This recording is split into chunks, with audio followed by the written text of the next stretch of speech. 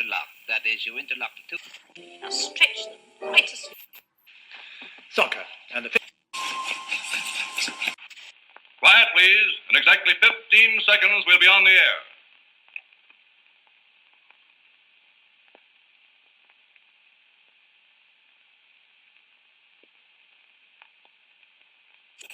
I felt like a reptile. Like a reptile. I felt like a reptile.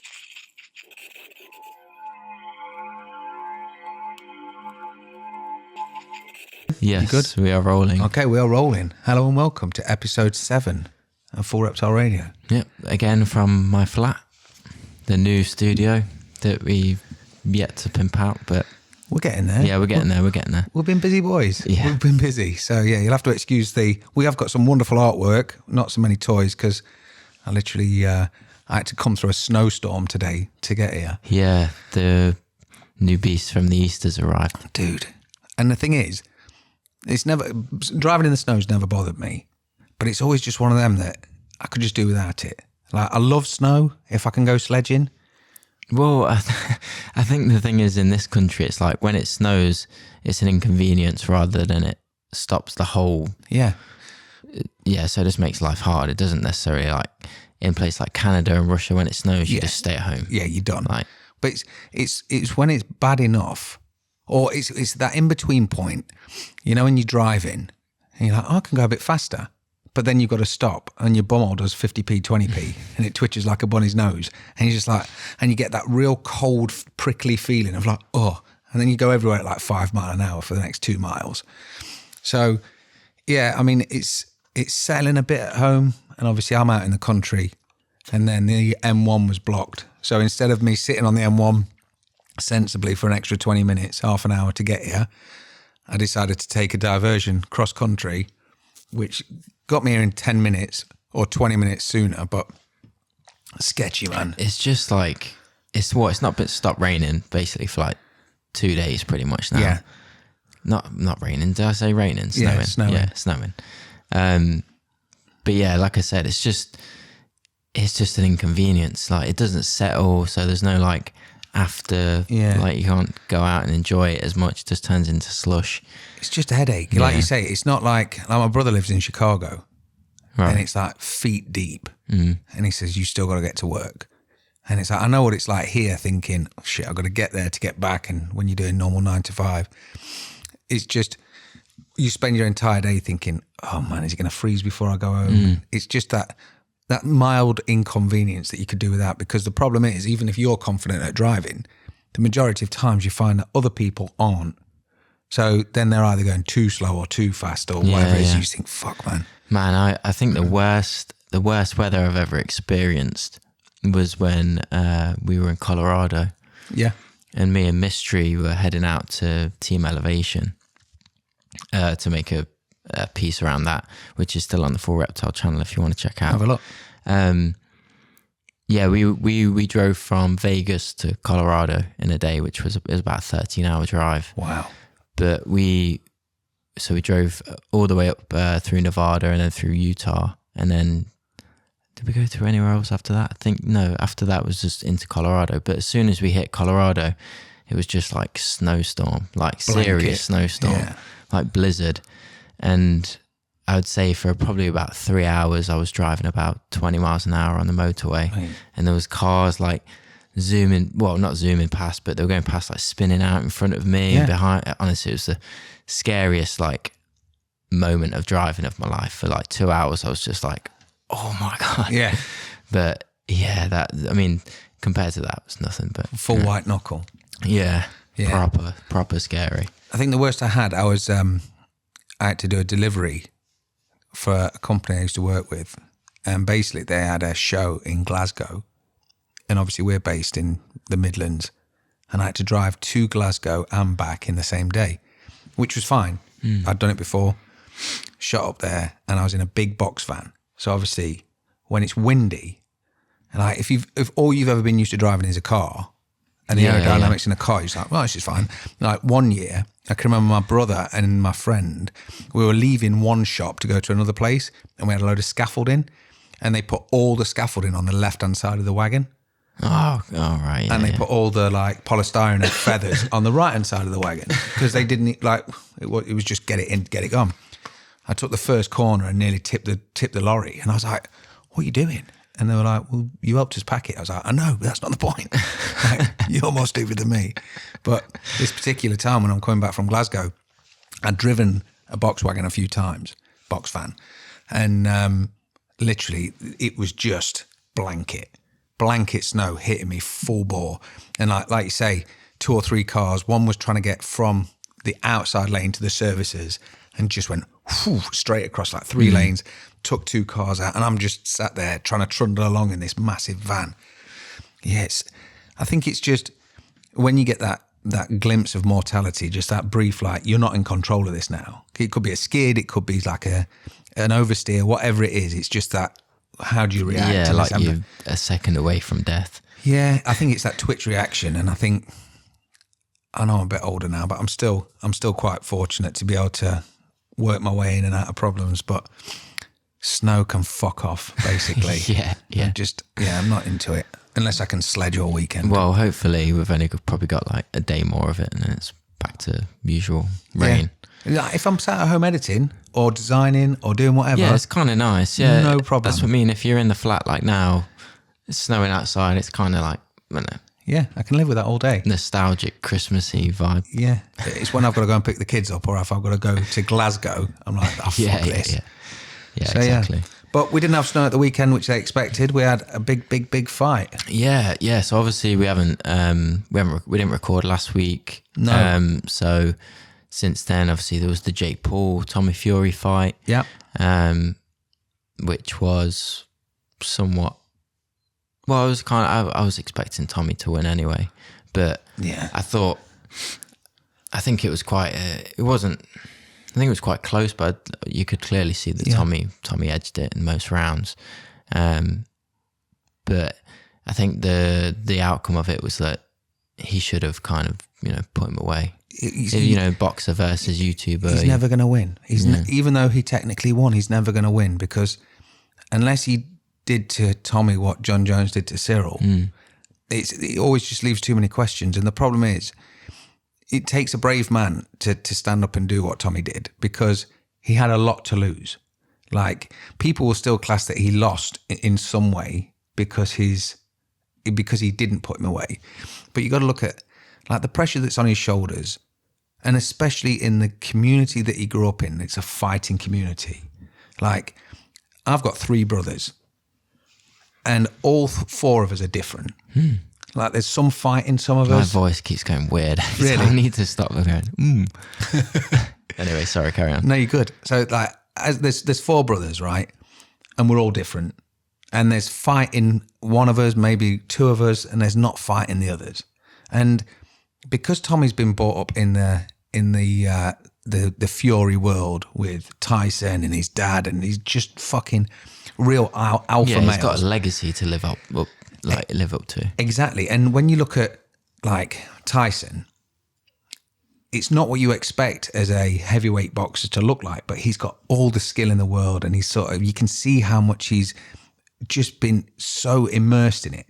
And Tommy's the kid that's kind of been around it, but so naturally is picking some of it up. And don't get me wrong, his physique's good. He is a technical boxer and all the rest of it, but it's not like, I don't know, if he had his time again, would he necessarily have been a boxer if he was in that sort of arena? Yeah. Or would he have been on Love Island? Because he was on Love Island, right? Right. That's how he got famous. that's what I mean. Yeah. But that suited him because he's not trying to live up to someone else's expectations or always justify. Yeah.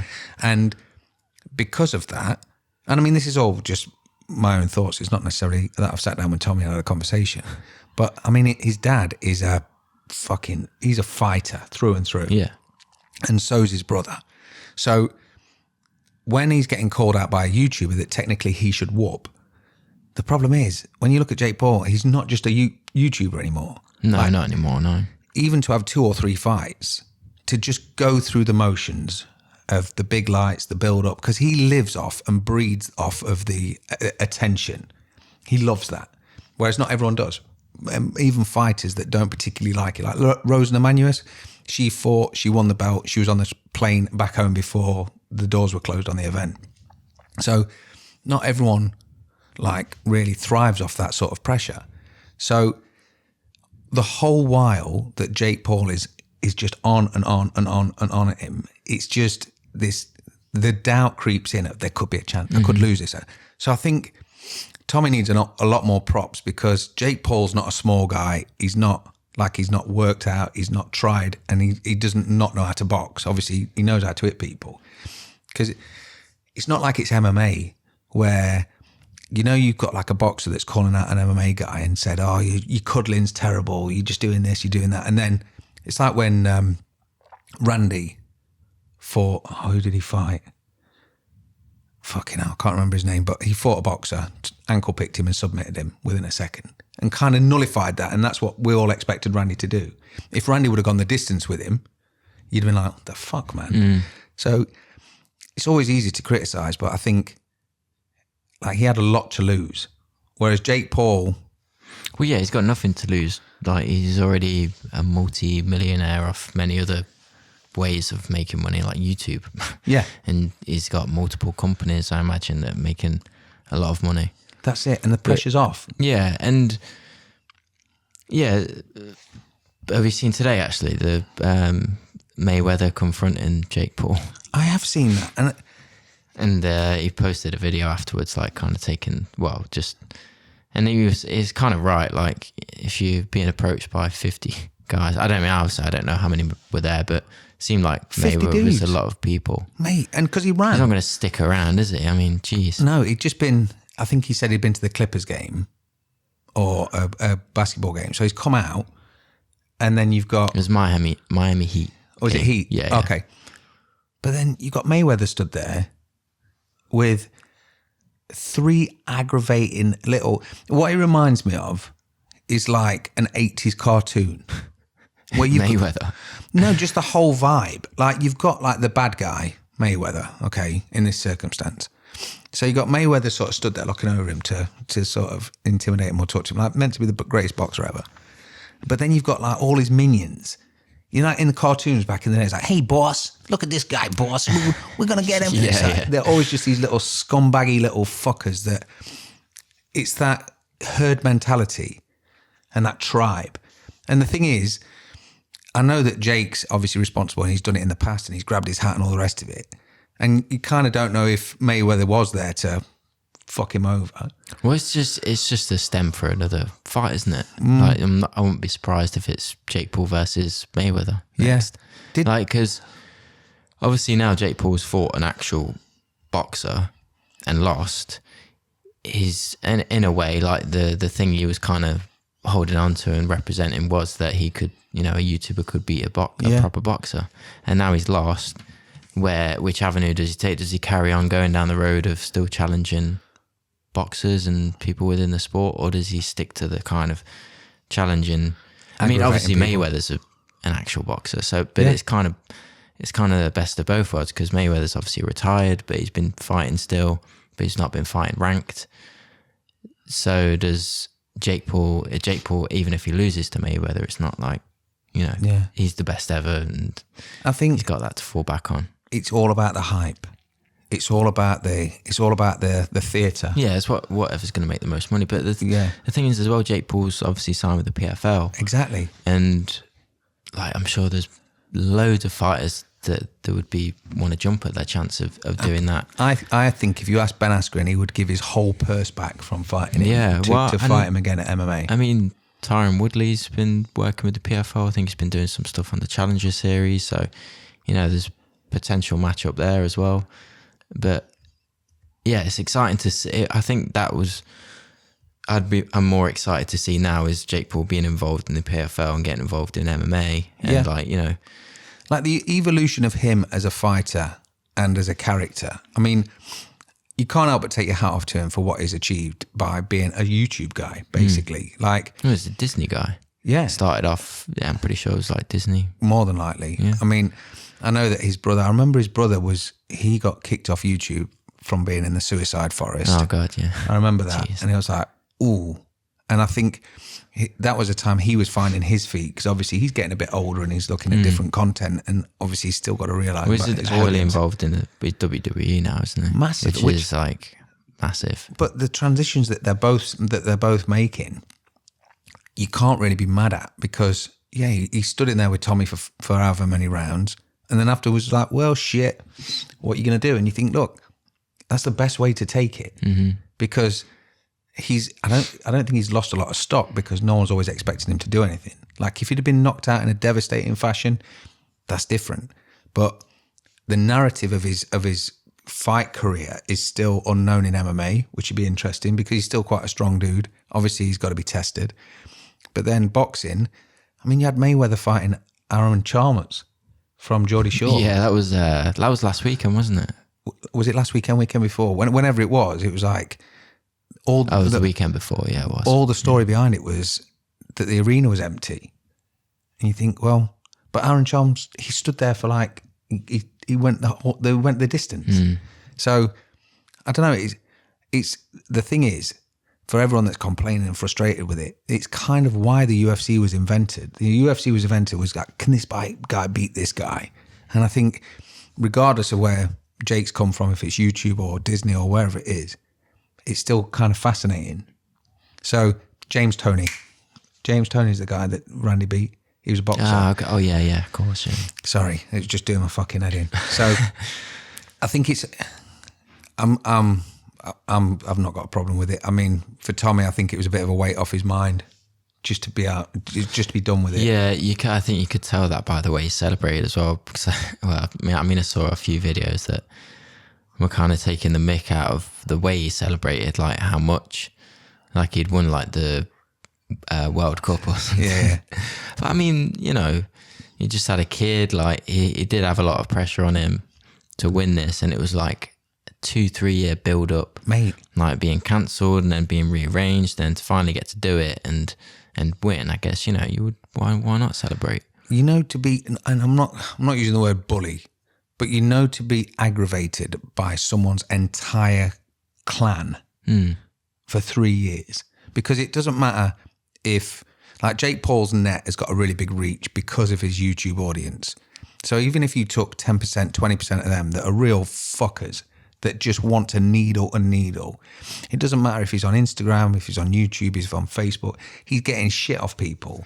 Yeah, man, you can't, I don't think anyone, unless you're at that status, can really understand like the amount of hate people get online. Like some people get it like ridiculously bad, and if you, whether or not you're the kind of person who can handle it, still yeah, after a while, and mate, it's just not nice. I mean, the problem is it can affect you in certain ways, and obviously I know that he's just had a kid and all the rest of it, like you say, and there was that little bit of aggro with Jake, and then Jake bought him a present for his kid and his dad shook his hand, and you can see that honor in that community is everything, and it's just one of them things where they weren't necessarily playing by the rules. So in bare knuckle in the traveller community, they would always say, we'll have a fair fight, we're having a fair fight, and there's certain rules just to say, look, don't really fuck about. And and the thing is, at least at the end of that, you can declare a winner. And I suppose because those kind of fights are sort of picked up and settled really quickly, to have that for 3 years, especially in the shadow of his brother and everything else, it's a lot of pressure to take. I mean, I might be dead wrong, but I just felt that he's probably happy to be out of it. Mm-hmm. Do you know what I mean? Yeah.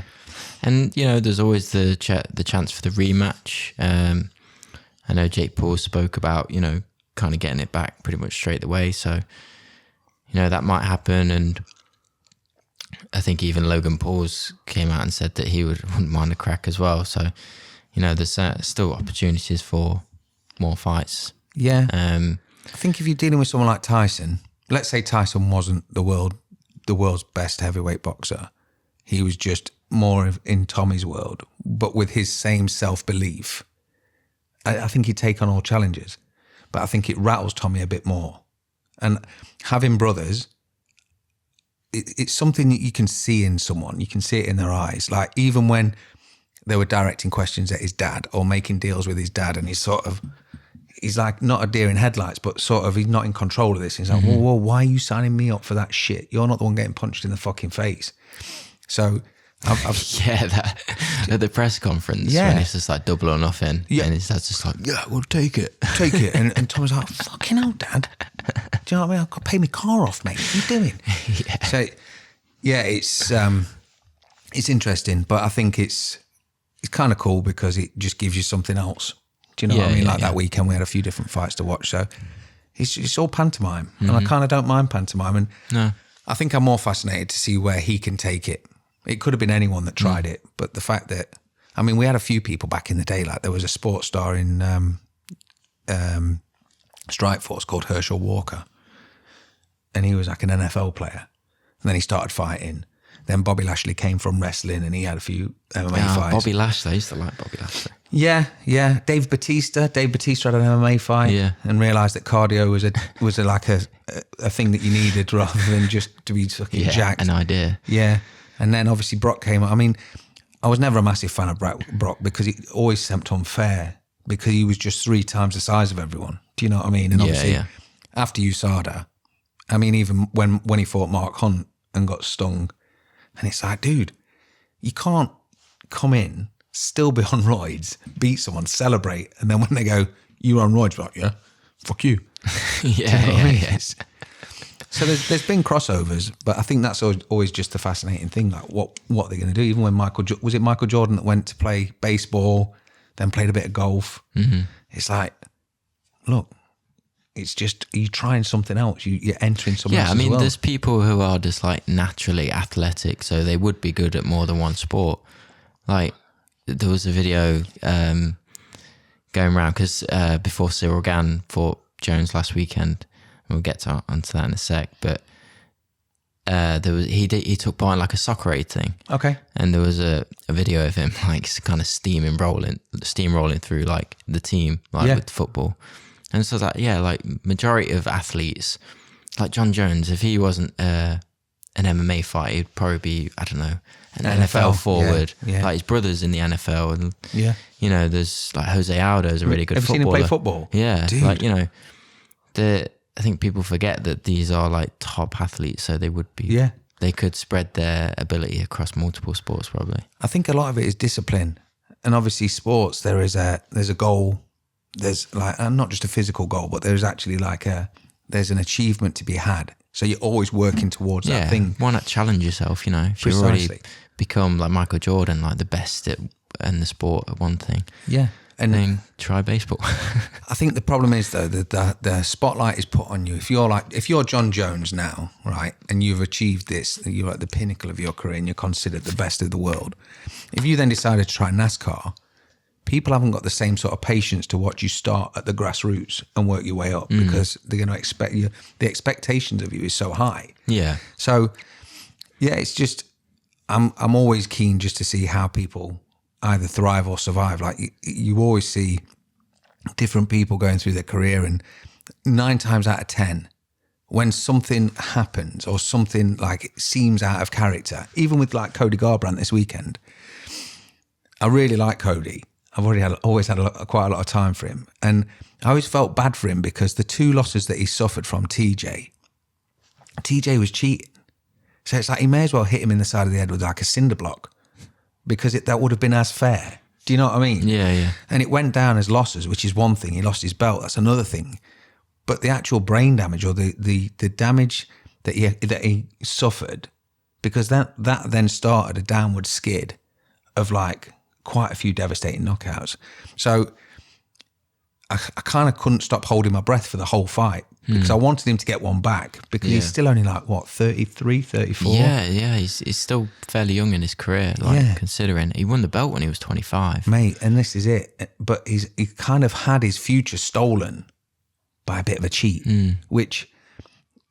And it was like, the thing is as well, that whole like emotional journey of like him being his teammate and then like backstabbing him and that whole story coming out.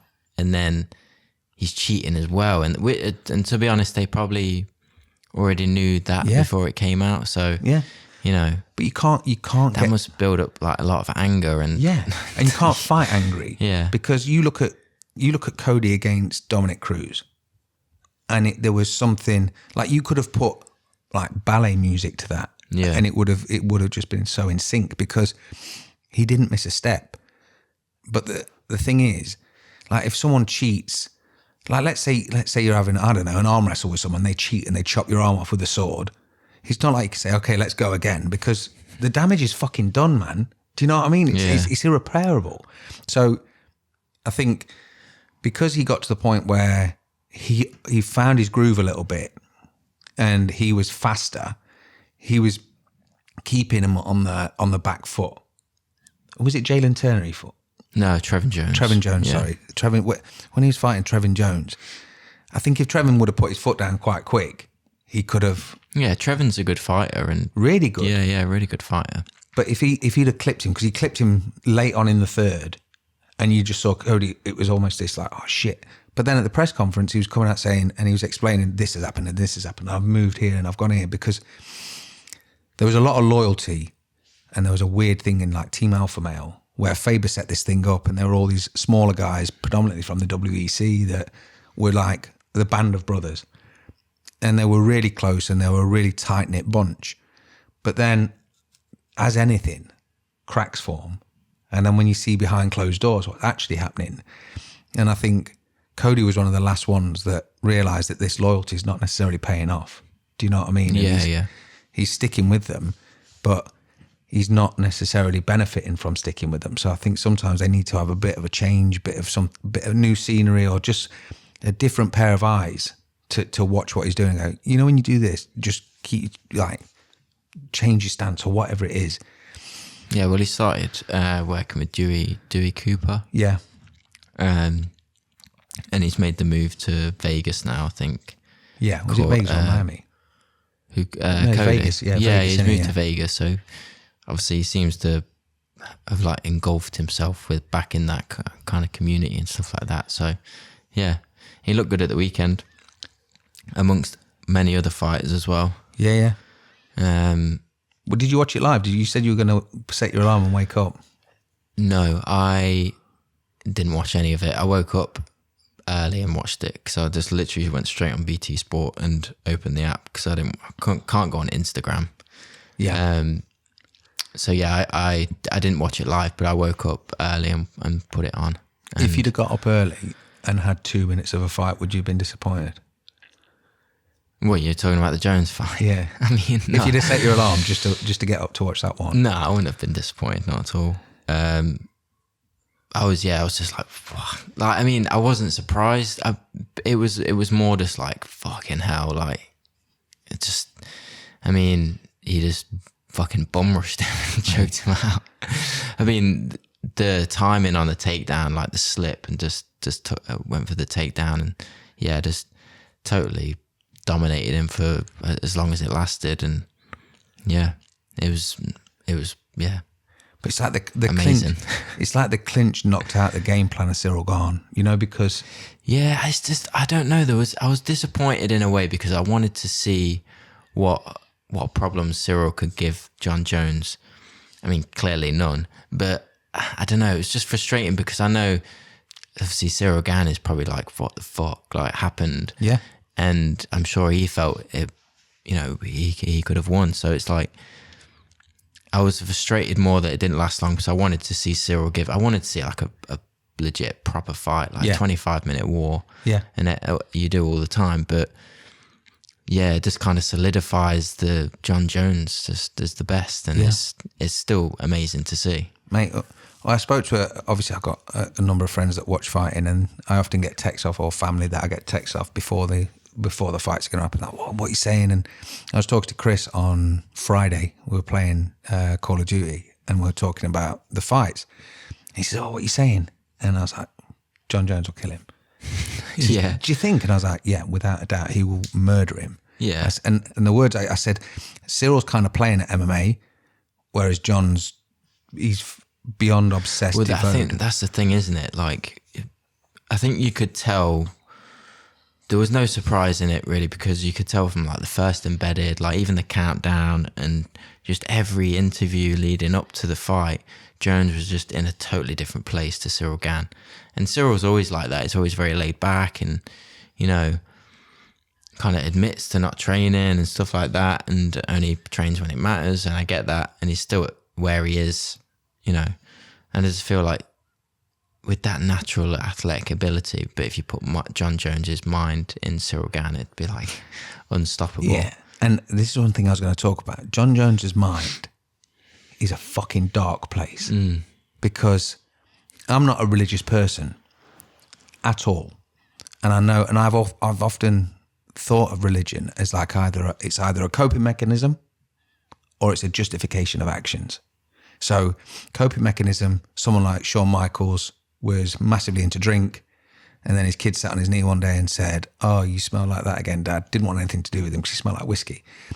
Shawn Michaels took himself out of the situation and then found the church. And it could have been that he found bowling, or he could have found NASCAR, or he could have found flying kites, whatever it was. He felt like he was accountable to someone for something. So it's just an accountability thing that he feels like he needs someone to keep an eye on him. Yeah, and you dedicate your life to something that will stop you doing precisely the actions you did before. I'm scared enough of my wife to know that I don't have to step out of line. But the difference is with someone like Jon, it's not like his history has been hidden. It is rocky as shit. And even, it's like when he used to do the interviews with DC, and he would be the humble, homely, beautiful, really wonderful kind of guy. And then the cameras were off, but it was still recording. And he was like, "I'm going to fucking kill you." And it was just, the truth comes out. And what I've always obviously, whenever I've met Jon, I feel like you're not always getting the true version, because regardless of what's happening in the past, like with his wife or with fucking drugs or with cheating or whatever it was, and like his hit and run, all this crazy shit, it doesn't just go away. So because he was playing the part this week, it was like he was leading Cyril to the slaughter, because Cyril's seeing one thing of like this really humble, religious, wonderful guy, but then he got in there and it was just, it's a different thing, man. Yeah, it's like a pack of wolves. Yeah, it is. He's unique. Like, you know, he's like the Michael Jordan of MMA. It's just like that one person that just no one can kind of compete with. Yeah.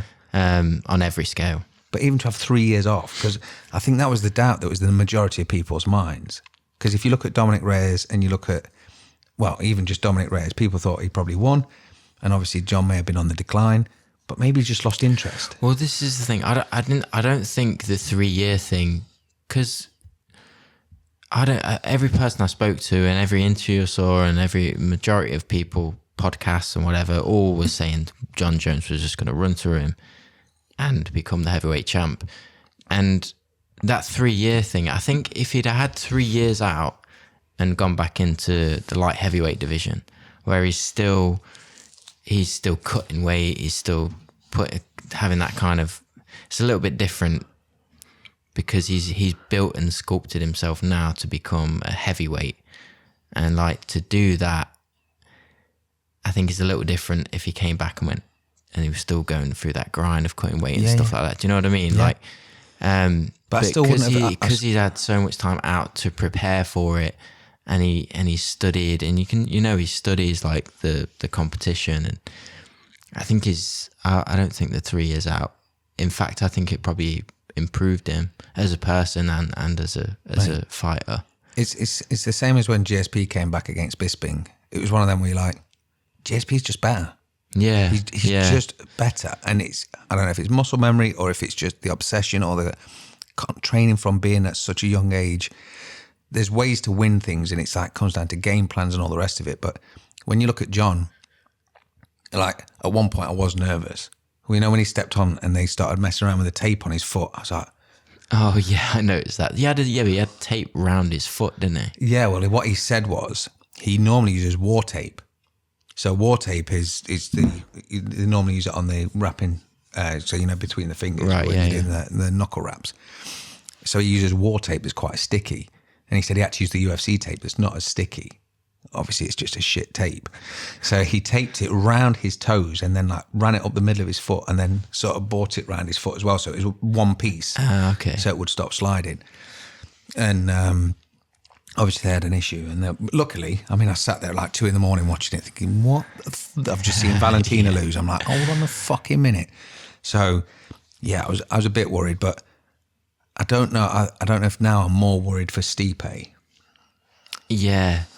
Because I mean, if you look at the like the heavyweight division, you would say that Ciryl Gane's the second best and the top contender. I mean, obviously we haven't saw Cyril and Stipe fight, and Stipe is currently the best heavyweight ever, and just in terms of like achievements, yeah.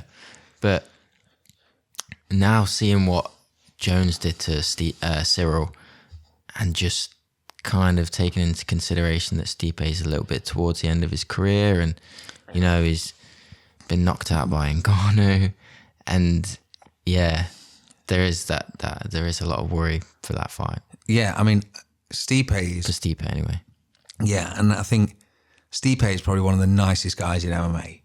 Genuinely, like, I mean, he saves people from burning buildings, mate. The fact that he's a fireman, like, his story is gold. Like, if they made a 90 minutes about him now, it's fascinating. And he is just a fun, happy dude. And like meeting him in Knots, he was just a pranking. It's like a prankster. He was just a fucking mess about. I mean, it was kind of a weird one because obviously I was with Stefan the whole time, so it wasn't like I was mixing between Stefan and Stipe to sort of hang out with a pair of them. I was hanging out with Stefan because I was with his camp. But I also met Stipe, and there was no animosity because obviously he'd seen me with Stefan. Even him and Stefan were real cordial with each other, really cool, and it was nice. And he was just like, he seems to be the type of guy that would be a friend. Like, he's playing with Nerf guns and fucking around and like messing with his, like, rings his missus and goes, oh, 1 minute, and hangs up on it. Just a fun dude. But since 2012, his speech seems to be getting worse. And I'm not saying he sounds like the Tasmanian devil, but you know when someone is like you, and you can tell there's visible signs, audible signs of deterioration, and you're like, dude, you've got 2 kids, you're a fireman, you've got nothing else to prove. I know you want to go out on a win, and I know in your brain you're telling yourself you're going to do it, and I'd love to see him win. I would fucking love to see him win, but I don't know. Mate, Jon Jones is just fucking, he ain't losing that belt as long as I don't think there's anyone on the horizon that's really going to challenge him. No, like, even when you look down the division, like, obviously you've got people coming up and coming, like Aspinall and like people like Curtis Blades, and you've got those kind of contenders. I mean, Sergey Pavlovich was the backup for, I think that would be an interesting matchup, but I still think like Jones just runs through everyone. Mate, he just downloads the data very quickly. He didn't even need to get read on Ciryl Gane. No. Obviously he's watched the footage and all the rest of it, but that's because he's obsessed. His corner is by far one of the greatest corners. I mean, you got Winklejohn and you've got Brandon Gibson. Mate, these guys are just, it is their life. And it was beyond impressive, because at one point when he was leaning up and he was just pressuring him, I thought, oh, he's not going to get it, because he's got big arms. I know he's called Bones. Longest reach in the UFC. Well, yeah, but they're still big. They're big heavyweight arms. I know he's called Bones because he's got skinny legs. I know that's where that comes from. But he's not got skinny arms. So when he was going underneath Cyril's chin from one angle, I was like, he'll be up in a minute, because I wanted it to go at least a couple of rounds. Yes, I wanted to see him just exchange. I wanted to see a masterclass of just shutting someone down. Yeah, and I suppose we did, but it was like a deluxe masterclass. Yeah, it's like a 10-second porn preview, isn't it? It's like, these are the good bits. 5-minute preview. Yeah. Do you want to jump on and watch the rest? No, I've had enough. So when he did what he did, and then you saw the different angle, and like the bone of his wrist was so far in Cyril's throat. Yeah. I thought that, because initially when I saw the choke, it didn't look like he was kind of fully under. But then you see it from a different angle, and it's just like fucking wrenching down. Yeah, pushing it through and his throat. Heavyweight Jon Jones. Yeah, but so I don't know who's going to do it. I mean, you've got people like you say, Blades, Taito Ivasa, Aspinall. I mean, there's interesting fights, and then new people that he's not fought before. But is Jon going to stick around? Is he? Because he is one of the old school that believes that you're not the champion until you defended it. That's the old school mentality, which I'm completely on board with. I'm hoping that Leon Edwards gets it done so that he can cement that and know that he's defended it once. But does Jon need to stick around? No. Well, the thing is, I think one of the things that was a big concern for people was the size. Like, would he be big enough to be heavyweight? But then weighing in the same as Ciryl Gane as well. So that potential issue is just straight out the window. It's like, it's not even undersized. He did look like a Snapchat filter though, didn't he? You know, when you're used to Jon Jones always being quite shredded, quite shredded, it's just like, bloop. Do you know what I mean? You know, when you put the filter on, it just sort of pops in and then goes, like, depending on where the angle is, like, bloop, bloop, bloop, bloop. Yeah, he did look just like an out of shape dude. Yeah. But I mean, just because you look out of shape doesn't mean you are, you know. No, not at all. No, especially just conditioned in a different way. Mate, dad bods in heavyweight MMA when you got Fedor and DC. But I usually find it's the less heavily muscle guys that can go for ages. You know what I mean? Because they've not got massive muscle mass. They're not constantly burning energy. Yeah, it's not that lactic acid. Not that lactic acid build up. So, I mean, I think it definitely for me. I mean, I know there's all the shadows of his career. And I know that recently they've come out and said that the pictogram that he popped for wouldn't necessarily be a thing now. So take that out of it. He's got some fucking nightmares in his private life, or he's had. And I don't know if that comes from always being a child star or a child prodigy, from being so famous so young and all these expectations, and because he's always been like a soldier of God that he felt like he had to justify something. So there's a lot of pressures, and that's not to justify his actions, because what he did was pretty shit. But if you remember, I don't know if you remember when Rampage fought Forrest Griffin beat Rampage Jackson, which was completely unexpected. Rampage came in and starched Chuck. So he came back from Pride, had a fight with Marvin Eastman. Marvin Eastman had beat him, so he beat Marvin. He was like, there you go, have that. Fought Chuck, sent Chuck to a different realm, like literally broke his chin for the rest of his career. So then that was Rampage's back. Big chains on, howling, here I come. Obviously fights Forrest, and Forrest kind of like pieced him up and beat him. And so Rampage at the time had a monster truck with all sign written Rampage. And he went on a rampage then, literally. And I think he hit a woman. I think she was pregnant. He hit a woman in a car, drove off. So like, you can't help but love Rampage, but he's still got his skeletons. And I think a lot of fighters do have. So I can't not put him as pound for pound greatest, because what he's achieved. Yeah. Well, it's funny. I saw a quote by Cormier earlier, and he was just basically said, like, with all the drugs and the charges and stuff against him in throughout his career, he can't ever class him as the greatest ever. And it's just like, it's annoying, because like, you obviously don't agree with what he's done. No. And you don't agree with him cheating, well, not cheating, popping. And like the drugs and, hitting pregnant ladies and stuff like that. So but you still can't deny what he's done within the sport. Yeah. And I just think, like, even if, say, 3 of those title defenses were a result of him popping, he's still got 12. Yeah. I think it's gone past the point where now the legacy's just so great. Yeah.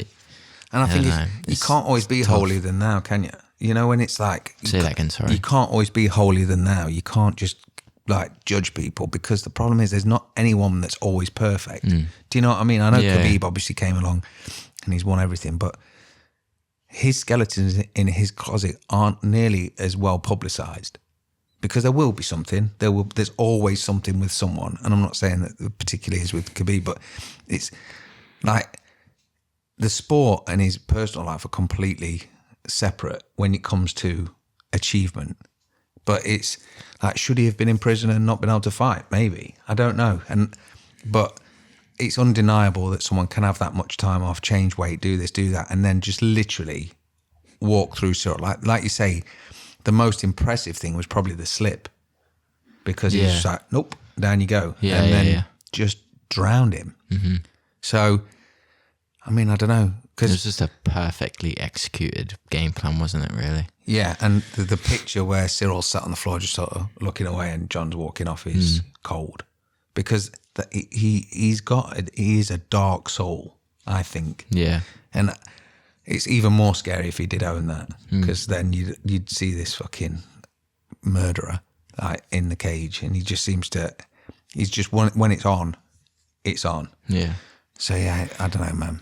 Well, I mean, to be honest, despite the Jones thing, I think the biggest highlight of the event was probably Alexa Grasso, to be honest. Man, she had a coming up by, eh? She looked great. Mate. Like really, really good. I think Valentina was just totally taken back by her and just couldn't really quite figure her out, or just, the thing is, she didn't even look like, because people were talking about like the physicality of like Valentina, and she's like strong and bigger. She's quite big for a flyweight, but like Alexa Grasso looked big and, you know, powerful, and was landing like really good shots on her.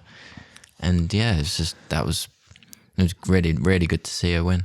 I don't know if Valentina's just, she's been at the top for such a long time, and she's been the best at what she does with, and it's not just fundamentals, because the fundamentals to her also include spinning back fists and like spinning wheel kicks, roundhouse kicks, question mark, you name it.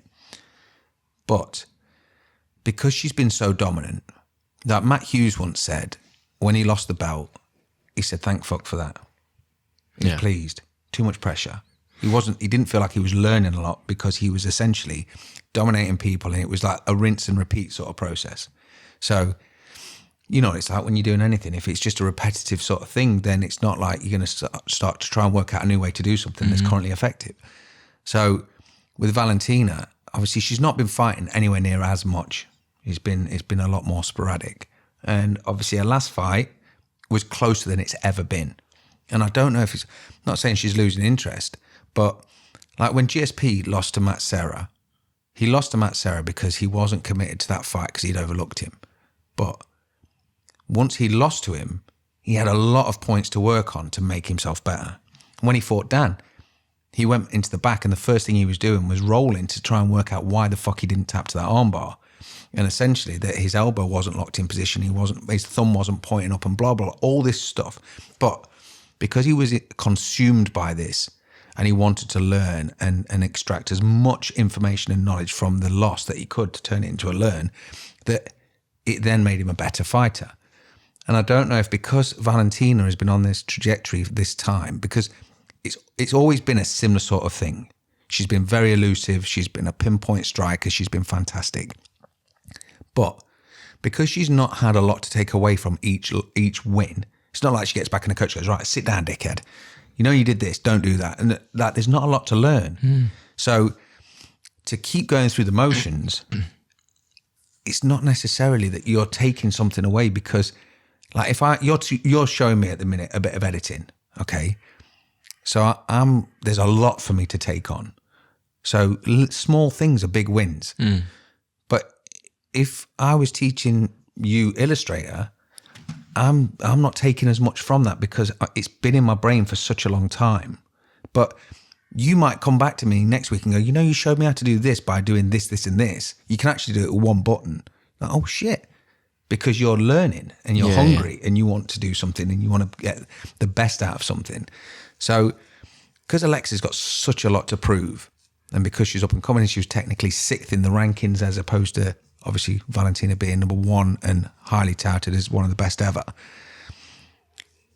she had so much footage to watch. And that's why she was practicing. She was waiting for that spin kick.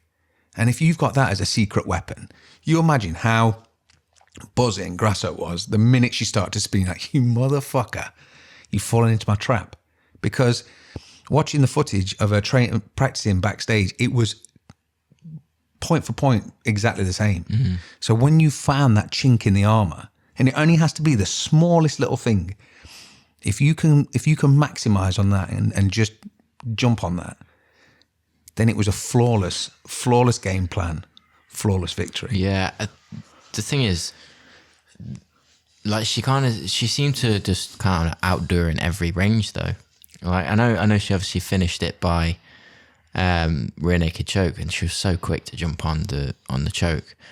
But even leading up to the finish, like, and I know Valentina was landing like the low kicks and like kind of making a switch stance, and that seemed to be quite effective. But Alexa Grasso just seemed to be landing like the more powerful shots as well. She seemed to be. She rocked her a couple of times. She was very like efficient in her like her output, and she rocked her a few times. And it was just it was a really good performance. Doesn't mean, because I don't think, like you said, that Valentina's kind of potentially lost interest, but she's been training in like Japan. She has been traveling and training and stuff, and maybe the fact that she hasn't got like I don't know, maybe that's a bit, in a sense. I mean, I'm sure she's got somewhere where she trains out like permanently, but the fact that she did a camp out in Japan and stuff, and just, change of culture, there's so many little things that can kind of affect you.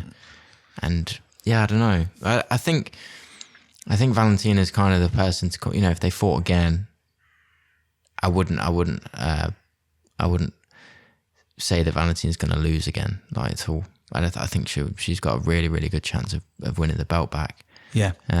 Because she is that good. Yeah. But has it just become... And she'll fix the problems most likely that happened. But that's why I've always not for their loss, but I've always been fascinated to see a champion lose. How do they come back? Yeah. And majority of the times it's beyond impressive. Well, that's the thing. The thing in the past 12 months, the amount of dominant champions that have lost, like Izzy. Yeah. Like obviously we're going to see him fight Pereira quite soon again in April. Usman, Edwards, and it's so interesting now because all those champions, and you've got so many opportunities to see how those champions come back. Precisely. Like the Usman Edwards fight, I think that's going to be because Kamaru Usman's, again, he's one of those champions that would probably, he knows where he made the mistakes. Well, clearly, dude. Yeah. So if that hadn't have happened, and that's just a lapse of judgment, he probably would have won that fight in a clear decision. So he's you would like to think that he's just going to stick to the exact game plan, but this time just don't get caught. But Rocky got 4.5 rounds of brand new footage. He had 4.5 rounds of brand new experience of okay, since our first fight, you changed to start doing this shit. Yeah. Fucking hell. Because, let's be honest, Rocky was probably losing the fight. But he's not the type of person, and his corner's not the type of person that's going to sit back and be like, we're the fucking champ now. See you later. Yeah, because so cool. It just doesn't happen. And he will have learned so much from the rounds he lost. Mm-hmm. As much as the one-shot headshot knockout was gold and something that he could really hold on to, and it's a wonderful experience, I think he focused more on the rounds he lost to make sure it don't happen again, because he's got more pressure on him now to justify the fact that he did it, because everyone's like, well, lucky shot. Or not everyone, but the people that are non-believers are like, lucky shot. And the thing is, he's got to now prove it. So it's the same as, like I say, GSP, Matt Serra. Matt Serra beat him, and then the second time, GSP beat him like he'd taken his lunch money. He fucking beat him. So sometimes it's not sort of riding the train of I'll never forget Serra beating GSP, because it was after the Ultimate Fighter Season 4 comeback. He beat him, and then it was UFC 70 in Manchester. And I can remember being at the arena, and Matt Serra's walking around the cage in an Affliction leather jacket, which one of them, walking around just giving it all of this with his belt, talk and just living the life, loving it. But I don't know if that was for show at the time, or if he was seriously training, or if he'd believed in his hype from being able to do it the first time he's going to do it again. But obviously he never got it back. But with someone like Grasso, we've seen it before where these title holders emerge from seemingly nowhere. Well, she was number 6 ranked, I think, Yeah. before that fight. But because Valentina had beat everyone else. Yeah, so it's just time. But like when you look at the Frankie Edgars, so when Frankie Edgar came up and beat BJ Penn, no one believed it. They needed, no way. But he fucking did it. Same as Chris Weidman. Chris Weidman beating Anderson Silva. It's a lucky punch. All right. And then he became the Brazilian killer. I know obviously Luke Rockhold had a word, but up until that point, he was on prelims. Like Chael Sonnen at one point's on prelims, not really doing a lot. And then because they told him that he's a bit boring, he started talking shit. And then he fought Anderson Silva. Yeah. Yeah, I think... Excuse me. But that's the thing with Alexa Grasso's performance, because it was so good. It didn't seem like it was just a one-off. You know what I mean? She didn't catch her with a lucky punch. She was just really, really quick to. I mean, in the 4th round as well. Like, you know, when you're tired, and you know, like to be able to jump on it that quick and to get the finish against someone like Valentina is really, really impressive. And would you say that it was Alexa on 100% and Valentina lost interest maybe 20%? Or do you think she just was surprised at how good Alexa was? I'm not trying to take anything away from Alexa by any stretch.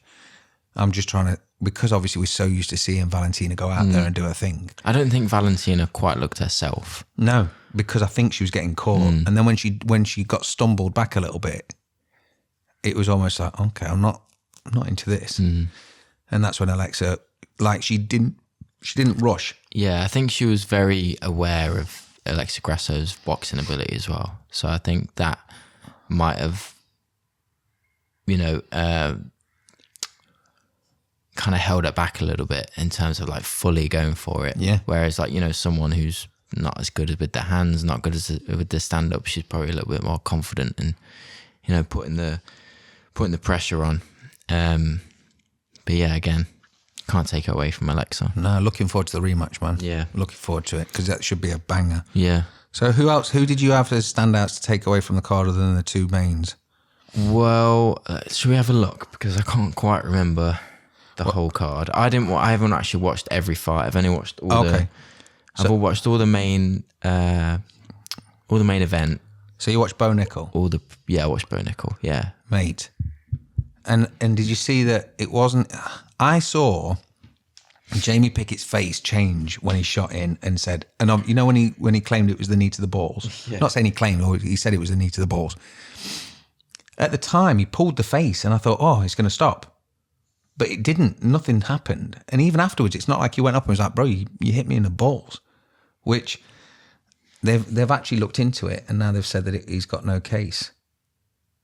But I mean, I thought, like you said, when you saw his face like kind of crunch up like he'd been in the balls, I thought it was going to be stopped. But who was the ref? It was Herb. Who was the Herb? This is the thing. It's like in the fight, if someone's complaining that they've been hitting the balls, but the referee's not had a clear view of it, then should they stop it? Then I guess they should, yeah. I'd like to think so. I know it's not VAR, but at the same time, it's like when Herb stood there nearly treading on someone's mouthpiece. Yeah. Did you see that? Was it Bronson? Oh, no, it was Shevchenko. Yeah. Mate, just literally, like, was it Joe Rogan that had to shout, he's not got his mouthpiece in, Doc? And like, he's nearly the fuck are you doing, man? He's phoning it in, surely. He's fucking phoning it in. Yeah, dodgy fucking Herb again. So standout performances. So let's have a look, because I haven't seen... Did you watch Ian Gary? I watched Ian Gary. Did you see him get dropped? He got fucking... Wow. He got dropped, and I thought he was out of it, but no, he came back and looked very really impressive. Yeah, very impressive. Yeah, he looked great. To come back from that was wow. I mean, I think he's been kind of like taking the piss out of himself a bit online as well, which is I think he's had to. Always good to see. You got to cope with it, man. You got to face it. Yeah, you got to be able to kind of make a joke of it. Like, yeah, I got dropped. What? If you go full Ronda, if you go full Ronda, then you enter a world of problems. Yeah. Dricus, yeah. Fucking hell, yeah. Derek Brunson just looked out of it after that after the first round, like tired, so tired. Yeah. I mean, they both did. I don't think either of them were really ready for a 5-round battle. No. But yeah, Dricus obviously he looked good. Cody looked good. Bo Nickel, yeah, very impressive on his debut as well. Yeah. Be interesting to see what happens. I mean, because he's got a lot of potential to, headline events and, in the near future. So I think I'm just keen to see him back. It's because it's always been so quick.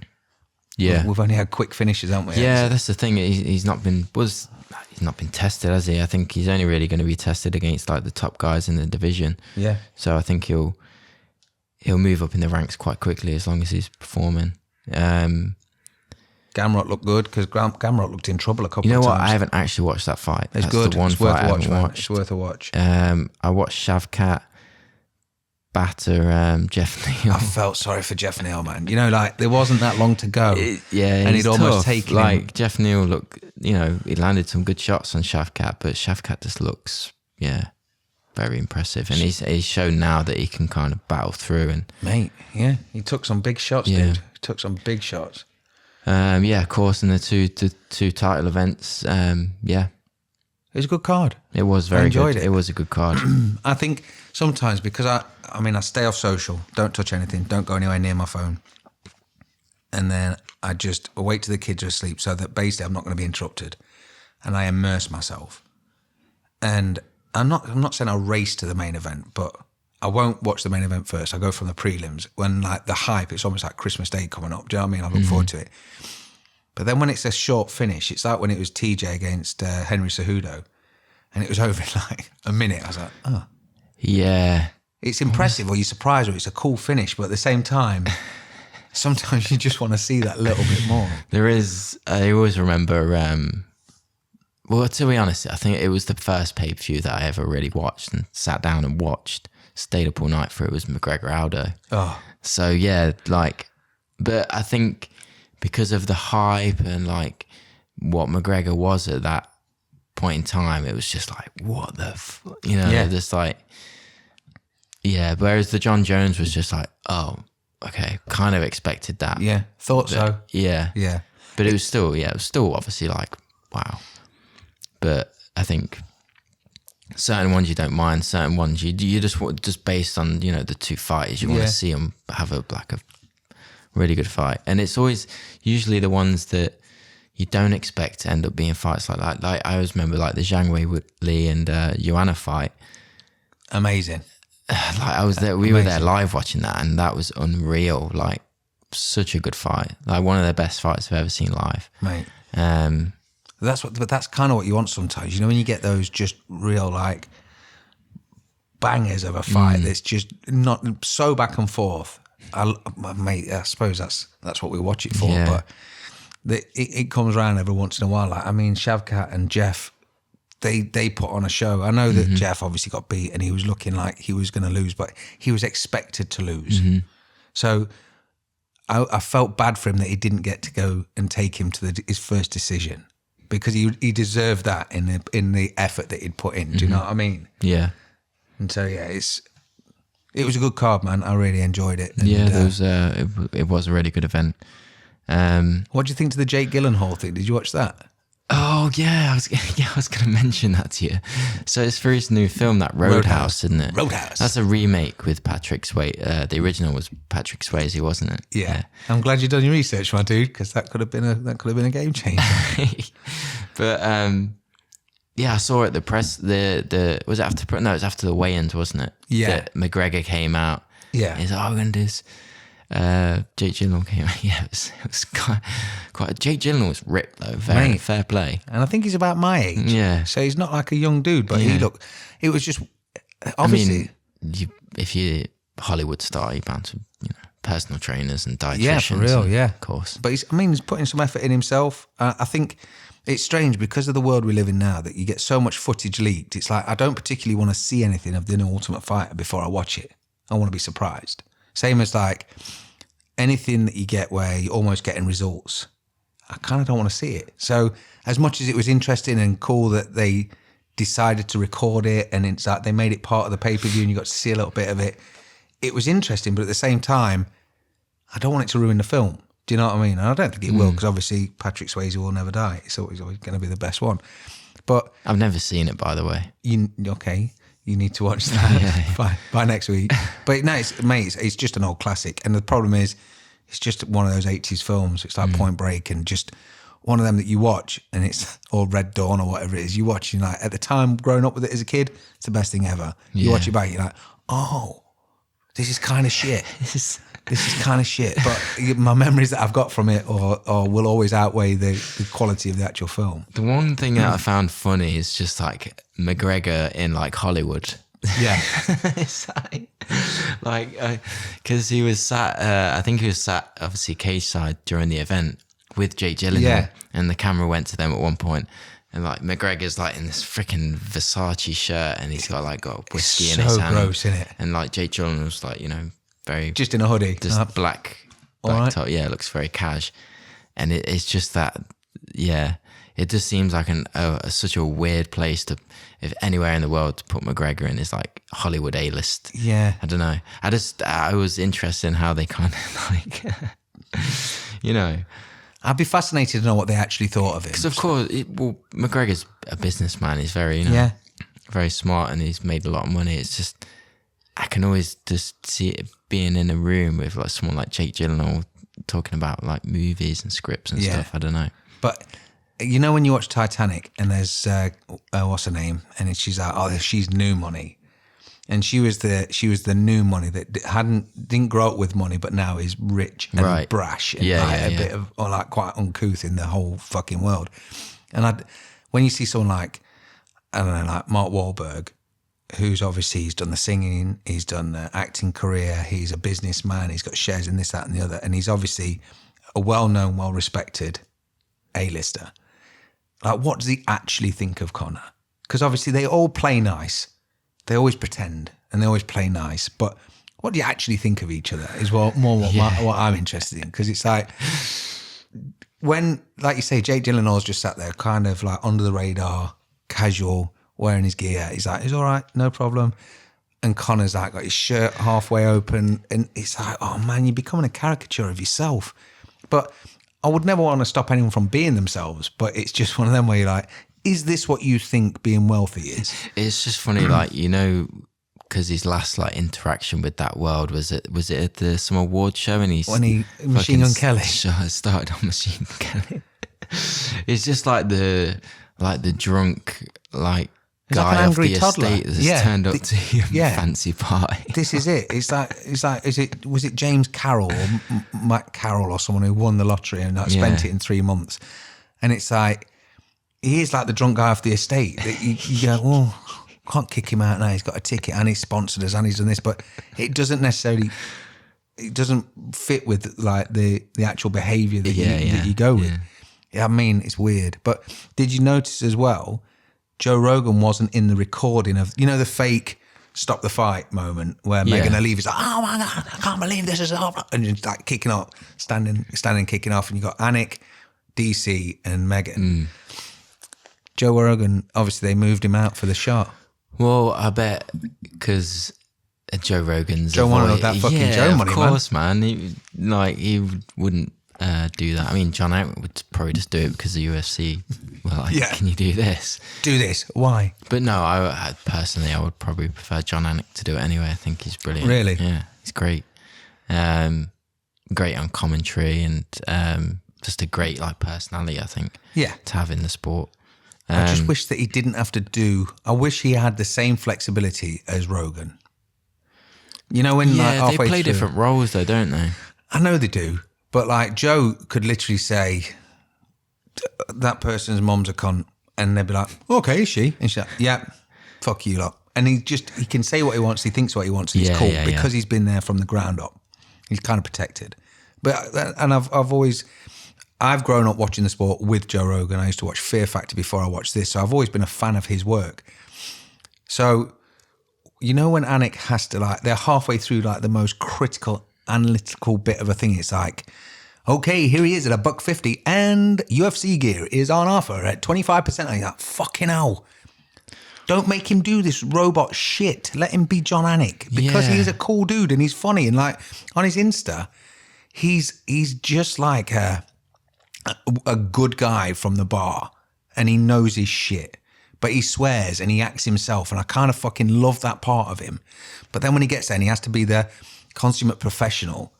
I think there's like a skill in that though, you know, where you can just switch it on and... Yeah, but it feels fake. Because instead of him being himself, he's got to go, Nemirov vodka, 1977.42. Don't, and it's like, shut up, don't. I can see it says fucking Nemirov vodka there. You don't need to tell. It's like adverts for tampons. You don't need to be reminded that you're going to need those at some point. There doesn't need to be adverts for that shit. You can fucking, you're going to need that. Does that make sense? Yeah. So I like him, his character, like DC seems to just get away with it for being this big cuddly teddy bear stuffing his face with fucking popcorn and forgetting people's names. And it's like, it's all right, it's DC. Rogan gets away with it because he's been there forever. Like Bisping and Cruz they are a married couple that are just constantly bickering. Whereas Anik is the constant. And I really respect his opinion and all the rest of it. But it's the shit that they make him say that I think it detracts from, it almost has to become scripted rather than him be reactive. Same as the camera where they're like this. Yeah, I mean, I wouldn't say he's the best and like in terms of like fight analytical opinion. Of course, there's better people to do that. There's fighters that are better than that. But I'm just saying within his role in terms of like presenting and like making it a show. Without a doubt. I think he's great for that. He's a real comfort blanket because you hear that sound and you feel like you're in good hands. Yeah. Yeah. And that's what I want more of rather than the other shit. So this is literally nothing against Anik because I respect the shit out of him and I love listening to what he's doing. But it's when they dilute his greatness with nonsensical shit. When they're like, say this. He's like, if it was Joe Rogan, go, fuck you. Hey, DC, talk about Nemirov. Fuck you. They wouldn't do it. Do you know what I mean? But they make Anik and it's like, it dilutes Anik's quality a little bit because I don't think he needs to be doing that shit because he's too good. Yeah, someone's got to do it, I guess, so, haven't they? Well, yeah, because Uncle Dana wants a new pair of shoes, doesn't he? But yeah, no, it was a great show. And this weekend's main event is also going to be pretty good as well. Dude. So I wanted to talk about that for a minute. Where are we at? Who are you taking? Do you reckon Jan's still angry about the... It's Peter Yan and Merab. And there's been a bit of back and forth the past couple of days. Yeah, Merab's not happy. Just on social media. Because there was that video that like circulated where they met in the lobby with Aljo and Merab was like, you don't need to be a Russian bully. Yeah. It's just, Peter Yan's just standing there like trying to kick him and shit. Yeah, see... there is. Is Peter Yan, is he still frustrated after the... He's frustrated all the time, man. He just wants to fight all the time, isn't he? It's just his character. I hope he gets on the stage. When he's I in think his he'll beat way. Merab, though. Yeah, I think he'll beat Merab. The thing is, Merab's been clipped a couple of times. I know he's survived, but he's been clipped a couple of times and looked shaky. Yeah. And Yan can hit you. Yeah, the thing is with Merab is like, it's just his work rate is just insane. Like, Dan's obviously done a war room on it, and that's out on the Full Reptile channel. But he went through in his last few fights, like the amount of takedowns he's attempted and the amount of takedowns he's landed, and he's not always that successful. But just in terms of his output, like I think he tried to take Jose Aldo down 16 times, didn't manage to take him down any, but he attempted 16. Yeah. And you got to think that amount of work rate over a long period of time is going to make your opponent tired. Yeah. So that's the only way I can really see Merab winning. But I just think Peter Yan's just a better all-round MMA fighter. Yeah. I mean, I think Peter's still going to have a chip on his shoulder about the O'Malley loss. O'Malley, yeah. You got to.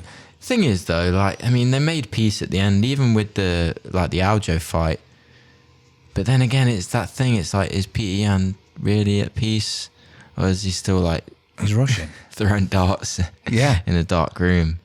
Mate, it's an interesting fight because, like I say, I know I've seen Merab get caught, get clipped and look like he's in trouble, and then he sort of bounces back. So I don't know.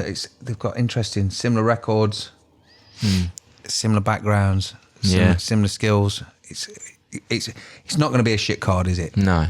Let's be honest. We've got the Nurmagomedov and Span's back. Saul Said. No, sorry, yeah. I thought that was Umar. No, Said. It's a good card. Ricardo Ramos is on it. It's a good fight. The Krylov Span fight that was meant to be headlined a couple of weekends ago. So they're back. That's the, Rafael Assunção's back for any OGs. It is actually a pretty decent card. Yeah. I like Davy Grant. I've got a lot of time for Davy Grant. Yeah. He nice just guy. seems like such an unassuming dude. And then he goes in there and puts it on people. So, I mean, I think Rafael Assunção was one, I think he gave Ross Pearson a loss. So he's a dangerous dude. He's a bit under the radar, but he's a solid dude. So, yeah, interesting, man.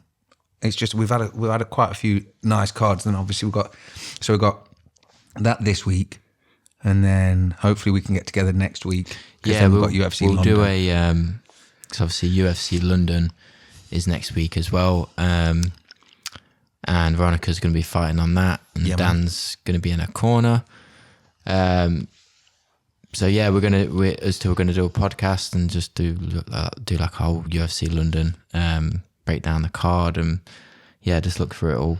Get some UFC London related news We'll get or you some trivia. Trivia. So yeah, make sure you check that out next week. But yeah, I don't really know where I was going with that, to be honest. No, it's good, man. It's good. I'm looking forward to UFC London. I think. Yeah, UFC London's next. Yeah, that was it. So we've got these two decent events. So what else? What else did we have? I got some trivia to test you with. Yeah. Oh, actually, go on. Before, I want to shout out, because basically my partner Sue got me these pictures made up last Pretty year. sick pictures. For my birthday. So if you can't see, it's Bo-Katan. Almost forgot her name. If you're a fan of Mandalorian, by the way, this will make perfect sense. If you're not, then you need to watch it. Yeah, skip. Or just Star Wars in general. Mando, and the one on the end is the Boba Fett, and they're by an artist that, he basically drew them up and put together a few designs for me. Let me give him a shout out. Yeah, so it's Weaver Tattoo. He's based in Cardiff, actually. So is Cardiff, he a tattoo artist Coventry. normally? Yeah, he's a tattoo artist. Yeah, and they're really cool. Really, really cool. Yeah, the Boba Fett one's so I probably do want to get some. My favourite. Give him a shout for some more stuff as well. She's got a few other designs in the foyer part with like birds, but he's done a few tattoos on Sue. But yeah, Weaver Tattoo is really good artist on Instagram. Nice. What's his name? name? I just wanted to give him at Weaver Tattoo. Nice. And he's based at the Drawing Room in Coventry. Not Cardiff. No, not Cardiff. Sorry. He's sat there thinking, I did them. I'm not in fucking Cardiff. Thinking in a Welsh accent. I didn't do the Mando boil. But yeah, they're really cool. They're like one of my favourite things. But if you want a cool tattoo or any cool artwork, then give him a shout on Instagram. But yeah, I thought I'd give him a shout out, have him on the display for this week's podcast. Nice. Being the new Mandalorian started as well. Yeah. I haven't actually watched any of it yet, though. No, I haven't. I've saved it. I've been watching The Last of Us. Yeah. I'm conscious that there's going to be some people that do what I do and save it till it's all done, because I know there's the last one. So I don't want to give anything away. But we decided we're going to start watching The Last of Us. Yeah, but it's all been released now, so... Are you saying fuck them? Is that what you're saying? Yes. Hey, fuck them. That's what the Slim says, fuck them. No, I mean, we don't have to give away any like plot ideas, but we can still talk about the show. I mean, it's brilliant. Mate, it's gold. And it's kind of, now the way that they make a film like 11 hours long, 12 hours long. It's fascinating how they can do it. But I love Pedro Pascal. Yeah. I mean, he's always been pretty big on social media, but I think ever since this season, especially when he did Game of Thrones, when he did all of it, he just seems like such a fucking laugh. Well, the thing is, I think because he's obviously the Mandalorian as well. Yeah. But the issue with that is that you only probably see his face once every 10 episodes. So there's not that, like, there's always, you kind of take him away from the character a little bit. It's not like, oh, that's Pedro Pascal. Yeah. But now because he's in The Last of Us and people have recognised him as the Mandalorian now, he's just got the 2 biggest shows like, on TV. And Game of Thrones, he was fucking massive. Like, I thought he was going to whoop the giant. Narcos. He was in Narcos as well. Mate. He's just had a solid run. And I think because you see behind the curtain and you see him as this like really fun person. Yeah, well, I saw a stat, and I think he's never been in a show, a TV show that's been below like 90% on Rotten Tomatoes or something. Imagine that. Yeah. I mean, it's the same as what's her name? Is it Bella? Maybe in his early career, I don't know. But, you know. So current shows. His co-star Bella Ramsey, who's actually from Nottingham. Shout out to Bella Ramsey. Oh yeah. Made a debut in Game of Thrones. Yeah. And then is now in. It's so cool to see for someone just living their dream and just smashing it, because they seem to get on dead well. And what I was going to say was, like, his character Joel in The Last of Us, if you have seen it or haven't seen it, he's just a battle worn, like, numb bloke. So he's seen everything, been through everything, and he's kind of at the end of his rope when it comes to trust and just life in general. He's surviving, and he's got small things that he wants to achieve, but ultimately he's not letting anyone in, is he? He's just a fucking, he's just a mute unit that's just fucking done with the world. So I'd be interested to know how hard he find it to film, to be such a prick. And not in like an outwardly prick way, but obviously he's trying to look after this 14-year-old girl and like look after her and take her to the. And I know that you've got to build the relationship and show them coming together and actually realizing that they need each other. But for him to sort of act the way he's acted the whole way through, you're like, this must have been really difficult for him, because he seems like such a nice dude that whenever they're interacting, his answers are so short and blunt, and he's a bit of a prick that. It's just so not natural for him. Yeah. I know what you mean. What's up, dude? Sorry, I thought I saw. Nothing bad? Yeah, all good. There was a glare in I thought the screen had gone off. No, it's brilliant though. Like, we've been watching it weekly. Yeah. Like watching. Oh, you've been drip fed? Yeah. I've kind of enjoying it though, because it makes you look forward to the, like on Netflix now, or, Amazon, I don't think really do that. They release like the first 3 or something. I kind of like that, because it takes you back, like, next week, we can sit down at the same time and watch it, and like you're up for it, and then you recap, and then it's like, I remember that. That's really good. So it's I've been enjoying actually doing it that way. But every episode, I've been seeing so many memes about it on like Line, like, because it's really like sad as well as much as it's like brilliant. It's really like sad and daunting. I think, especially at the minute when. Like the current climate, the world's up its own arse, and the world's a bit fucked anyway. It's Well, it's how fast everything's fucked. Do you know what I mean? And how fast panic sets in, because it doesn't have to necessarily be zombies or a virus or war or whatever, just anything. Because currently we are manufacturing, and while we're manufacturing, we've got too much of everything. When it all stops, how long will it last? And I think that's where I kind of struggled with The Walking Dead. Because The Walking Dead, obviously it was a post-apocalyptic sort of, I know it was zombie, but because they hung on to the main characters, they kind of ruined it. And it made me distracted from the actual story. And I liked it at first. But when I was used to like Game of Thrones, where you've got someone like Sean Bean, you think he's going to last, dead. Then you see Pedro, he's going to last, dead. And like, you think, fucking hell, that's the cool way to do it. Like the real brutal fucking way is brilliant. So when you had these 6 or 7 people that would like escape every different problem, whenever they would build something up to be like, ooh, will they get away? It's like, of course they'll fucking get away. They've never got into any problems. So it distracted me. So when it came to stuff like apocalyptic fucking views, I'd be like, why is the grass not grown? Yeah, Why the fuck in The Walking Dead is everywhere not overgrown? And where are the dogs? And where are the fucking animals? Where's the birds? Yeah. And so I'd start thinking stupid shit. And it's like, petrol doesn't last after 3 months. So petrol, I think you can maybe stretch it to a year, but it goes like jellified. So, I mean, they even do it in this. Then there's Reddits for fucking years on it. But petrol wouldn't last. So, in my opinion, if I'm doing this... diesel? No, they don't. They deteriorate. Everything does.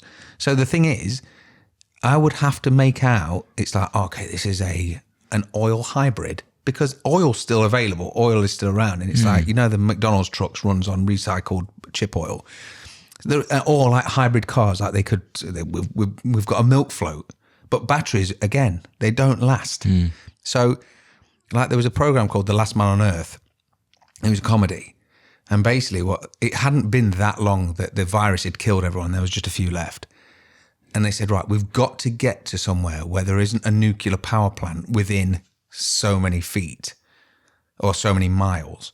Because essentially, without a nuclear power plant being manned, it would decontaminate and corrupt and like self-destruct. Do you know what I mean? Because it's not being, pressure's not being released or whatever else. I'm obviously not a nuclear scientist, so I don't know, but it opened my eyes. So because I'm being distracted by stupid shit happening, I start thinking, well, what the fuck's that? Why aren't they doing it? And I'm not engaged in the program then. And then that's when Stace tells me to get out of the fucking room and stop watching it because I'm ruining it. Yeah, Sue's a little bit like that when we're watching stuff, like questioning.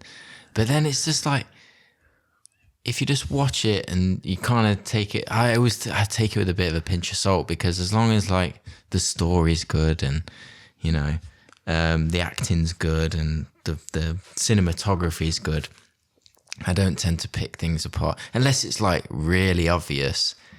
Because I was thinking about the petrol thing when he did it, but then he gave an explanation in the series where it's like, oh, it would be a little thin, whatever. But I didn't know like the actual science behind it, so I don't know if. Yeah, but can you not combine it with water and? No, and it's oil and water, isn't it? It's not going to happen. But it's what I struggle with. Didn't pass science, obviously.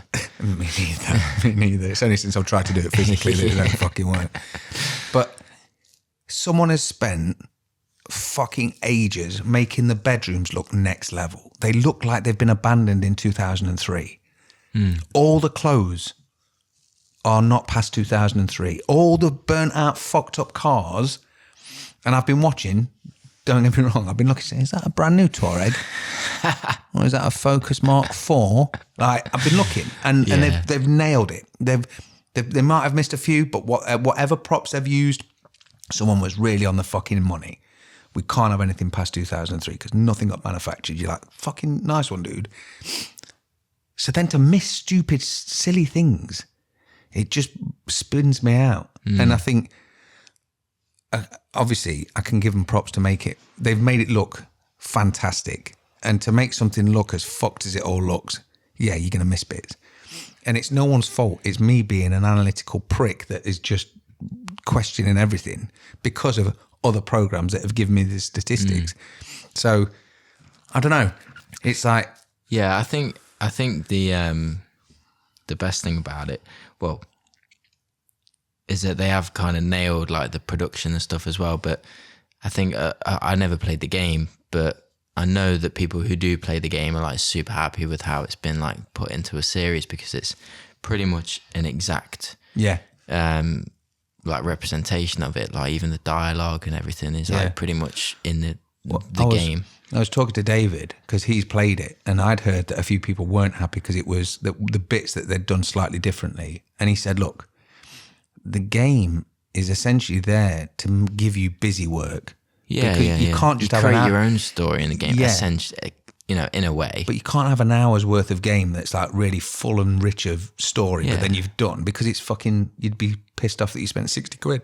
But they actually, like, what key points they have used are perfect. And it's the same as, like, did you know in the last episode? What are you on about, the latest episode? Yeah. So episode 8. So we've got the last one. That's out Sunday, the one right? where... We haven't seen it yet. So there's one that's not been released yet. Is it the season finale this Sunday? Okay, that's this Sunday. So the last episode before the season finale, the guy who voices the guy in the video game, Joel, right, he makes a cameo in the actual episode. Okay, cool. His name's James. Which guy is it in? Right. Oh my God. It's funny because that dude, well, I was watching it with my partner, Sue, and she used to work with a guy down in Reading. Okay. And apparently he looks exactly like him. Yeah. So there's a dude, I forgot his name, it was like Dan Norman or something. Yeah. But he's the actual voice of Joel in the game. So I thought it was kind of cool that he got a cameo in it. Yeah, that's cool. Yeah. Decent. But I like that. I like that things are running out. So like when like he's paying someone with cigarettes or like the bullets are sparse or like with his boots he's trying to repair them. You think, fucking hell, because we do have far too much. We have far too much. Like if I couldn't go to another shop for the next 20 years, I wouldn't run out of shoes. If I didn't have to leave my house all of a sudden, but I would have, my shoes would last. Like I could have a pair a year, and I'd still have another 20 years to go. I think I've got to that age now where I am a lot more like that. When up until like the age of like 25, you know, you need like you think that you need certain things in life, like clothes, and it's all bullshit. As long as you know, as long as you've got what you need, and you know, you can still be stylish and look cool, but you don't need it in abundance. No, unless it's full reptile.co.uk and jump on there and grab yourself some gear. Zip, take that back. Nice one, Slim. But I think, I know that the episode 3 with Nick Offerman, you know, where he's the prepper. It's meant to be like the most cinematic, best TV that's ever been made. Oh, sorry, yeah, that's that episode. I'm not going to give anything away on that because it was the dude in that, the Nick Offerman, or the other one out of the White Lotus. Have you watched the White Lotus? Yeah. Oh, I was going to mention that. Fucking brilliant, man. Yeah, Have you seen it? Yeah, it was really good. We Both basically seasons? No, we've only watched season 1. Oh. But we binge watched it on Sunday night because there's only 6 episodes. Yeah, so brilliant. It's like we just Sunday evening we just got Steve Zane in it, right? Yeah, and he's the hotel manager, yes, isn't he? Yeah. The coked up fucking maniac hotel. He's fucking brilliant. He's so I good. thought it was great. Like all the characters in it were like brilliant. And how the story kind of unfolds. Because I think before we watched it, we knew that someone was going to die. Okay. I mean, even in the first episode, it tells you, but we knew that one of the characters was going to die. We knew it. But throughout the whole thing, I thought it was going to be. Sorry if you've not watched it, but you know, give a fuck about spoilers. It's released, man. Fuck 'em. Like if you've not watched it, then it's your own fault, mate. I can't avoid having a conversation about it. Do you think it's good? Oh, it's brilliant. Do you think it's worth a watch? Yes. I'd give them a week to watch it. All right. Season 2 is really good as well. Yeah. I'll check out season 2. And season 2, the soundtrack, there's a song that plays into it, and it is a fucking banger. Yeah. It's if you search on Spotify for White Lotus, it's about 2 minutes long. It's like a proper earworm. It's fucking brilliant. Decent. But yeah, so the episode 3, obviously, I'm not going to go too much into it because it was cinematically, it was such an emotional roller coaster. Season 2? No. Sorry, I'm talking about The Last of Us with Nick Offerman and the guy. Yeah. Sorry. Yeah. Like, obviously, he's a prepper. So I just thought how fun it was that he sees the whole village clear out, and he goes off on a jolly and just starts clearing out houses. Yeah. I think I'll have that. That'd be an insane thing to experience. Well, I think like people like that, if you're already expecting the world to end, then you can, you prepare for it. Yeah. You're kind of already in the mindset of like, whatever. Yeah. They're always, they're kind of sad every year when it's not ended because like they've got to eat like a drum of peaches to be able to replace it. Yeah. But no, it's good. It's really good. If you've not seen it, it's definitely worth a watch. Man. Yeah, 100%. Yeah, I really but enjoyed one of the it. best things I've seen recently. Yeah. Alongside the White Lotus. Yeah, That and was really good. season 2 of Peacemaker's coming out. Did you watch season haven't- 1? No. Oh, that was probably one of the best things I saw last year with John Cena. Okay. I'm not normally into superheroes. It's not normally my thing. Oh, okay. Peacekeeper's the DC Peacemaker. character, Yeah, isn't yeah. he? Peacemaker from Suicide Squad. Yeah. But John Cena, I don't know. He seems like a solid dude. Yeah. I really like it. A bit like Pablo. I kind of like his character or his personality. So I think he's just a solid dude. So yeah, if you've not seen that, I think season 2's coming out as well. So I'm looking forward to that. And then obviously once we've got that, Ultimate Fighter will be out. So Yeah. start watching that stuff. Yeah. What else have I got on here? Yeah, did we have some trivia? Time for some I have trivia? got some trivia for you, dude. See, I've got some interesting trivia because obviously I know that you've been watching for a while, but then there's some stuff which like trivia is like who's the first ever champion. It's really difficult. Do you know what I mean to put that on you because you've not been watching it for that long. So I went with nicknames. Okay. So I've got a few nicknames for you, and obviously we've got some easy ones Within the MMA? Yeah. Okay, cool. So Cool, just yeah. MMA nicknames. So you've got there's a few which are kind of easy, and then I'll just run you through a few different ones, and obviously you can play along, shout out when you hear them. So you've got Rumble. Yes, Quentin Jackson. No, think again. Oh, sorry, Anthony Johnson. Good lad. These are the easy ones. The Spider. Anderson. Bigfoot.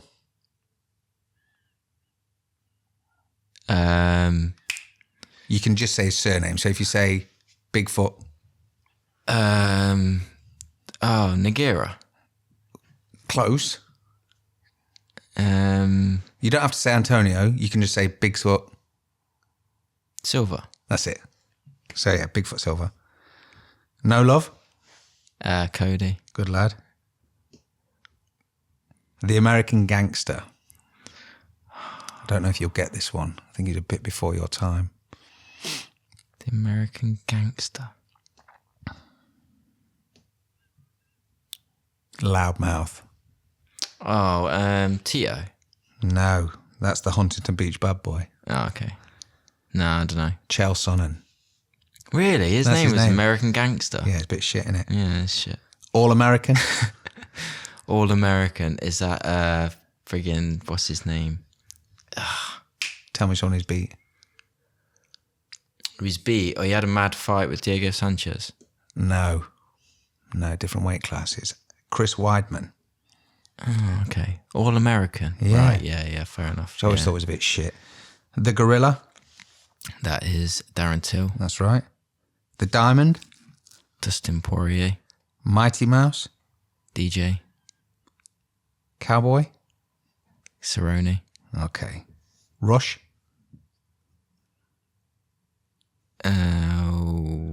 Rush.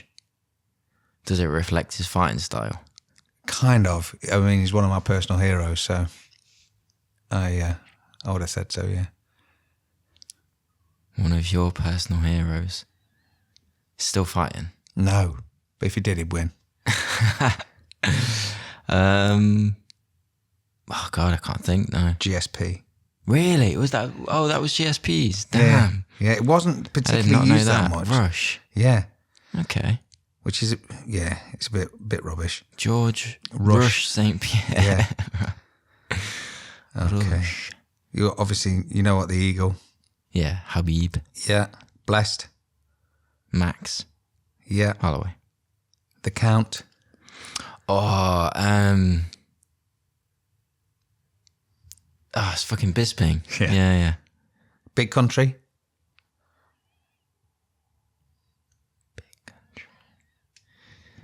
Big country. And this is literally, it couldn't have been a better nickname. Is he big? Yeah. And was he country? Fuck yeah.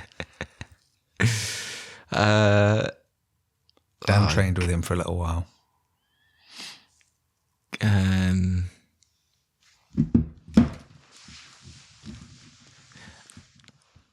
I can't get too far away because my dunno. headphones. Roy Nelson. Okay. Okay. No Mercy. Pete Yan. Yeah. Cyborg. Chris Cyborg. Yeah. Yeah. Is it? Oh no, wait. No. Cyborg is Vanderlei. Yeah.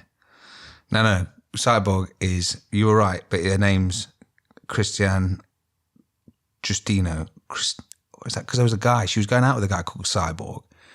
Yeah, but there's another Cyborg who's got a name, right? His name is Cyborg, and he was going out with Chris Cyborg. They were both, they were partners. You know the one that MVP cracked his skull? Oh, right. His name was Cyborg. Oh, okay. But Chris Cyborg was the UFC Cyborg. Yeah. So who did you say before that? Before Cyborg, Yeah. it was, remind me of the nickname. What do you not know? I can't remember what I said. Jeez, I can't remember. Who's the Predator? That's Ngannou. Yeah. Who's the Monster? This is real OG. Like real. Monster. Yeah. Dan Severn. Oh, that's not a bad shout. Kevin Randleman. I was close. I had him in my brain. I couldn't think of his name though. Okay. The Highlight. Gaethje. Yeah. The Natural. How do I not know? See, some of these aren't fair for you because I've heard them for every fight they've come out to and you haven't. The Natural. Yeah. I don't know. I can't think. Randy Couture. Yeah, shit. Should have got that one. Okay, and I'll do one more. Magnum. Oh, this is the one you asked me earlier, isn't it? Yeah. Then I don't know. Weili Zhang. Zhang Of Weili. course, yeah. Mate, Magnum Zhang Weili, yeah. yeah. I've never... Yeah, I mean, sometimes they use them, sometimes they don't. Like, not everyone's got one, have they? No. So it's like, you don't hear them that often, but there's ones, obviously, that, you know, the Diamond or John the Bones. Black Beast. Yeah. Fucking hell. Who's that? Yeah. That was good. How did I do? Did I get? You did good, man. Quite You good, did good, yeah. And it's tricky because, like I say, it's like some of them, as soon as you hear, that's why I was saying with Bigfoot, because not many people know that Bigfoot Silver's name is Antonio because he's always gone. Same as Chris Cyborg. Do you know what I mean? Like Crow Cop is Mirko Filipovic or something like that. Is nothing. Crow Cop, it was because he was in the special forces. Yeah. He was in the special police. So that's why his name was Crow Cop. So it's weird because, I mean, I can remember speaking to someone and I referred to him as Mirko and they're like, oh, I don't think I've ever seen him. I'm like, you fucking have. He's Crow Cop. And they're like, oh, okay. I didn't realise. Yeah. So, yeah, it's interesting. I think it's Bruce Buffer. Most fighters, when they get their debut and they get to hear Bruce scream out their name, that's got to be a big moment. Yeah. I mean, it was cool seeing at the weekend, like Jon Jones, Bruce Buffer calling out John, the one, the only. Yeah. It's good, man. Yeah, it was good. It's good.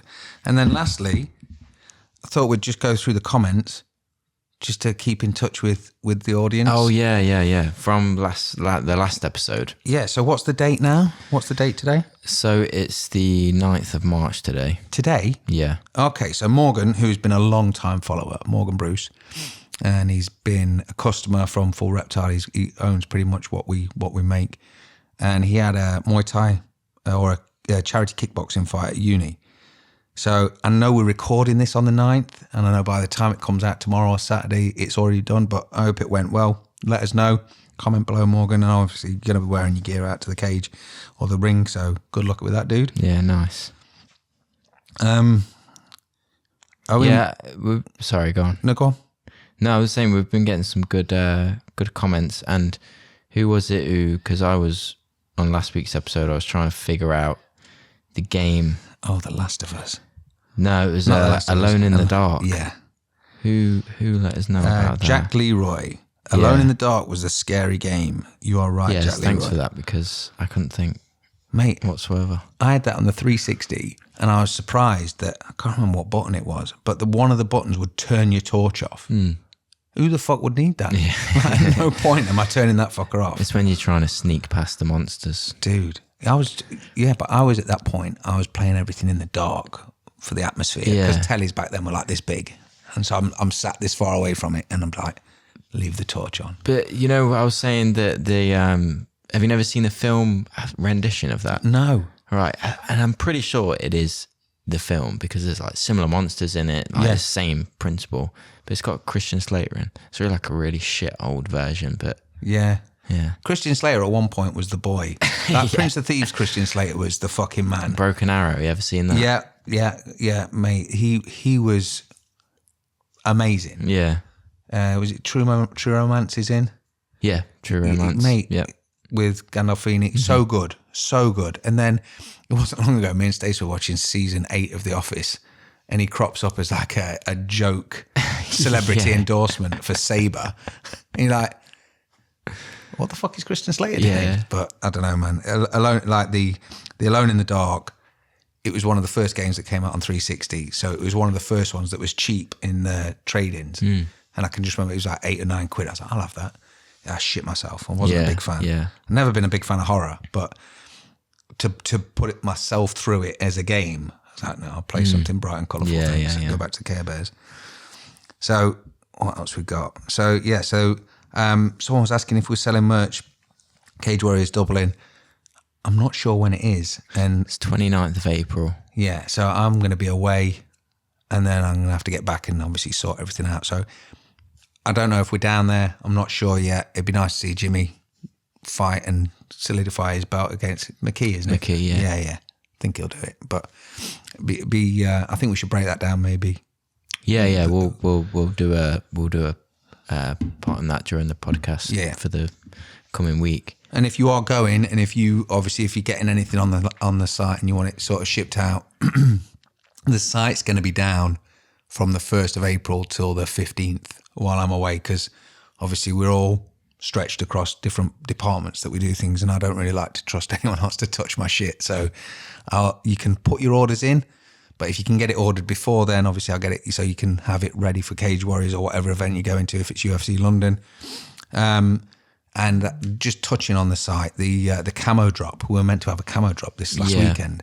So anyone that's thought that they were dreaming it, I had a bit of a hiccup with suppliers and just manufacturers, and it just basically, it turned into a massive headache, because one thing that we've done is we've always created really, really high quality, good gear that we can like pin our name on.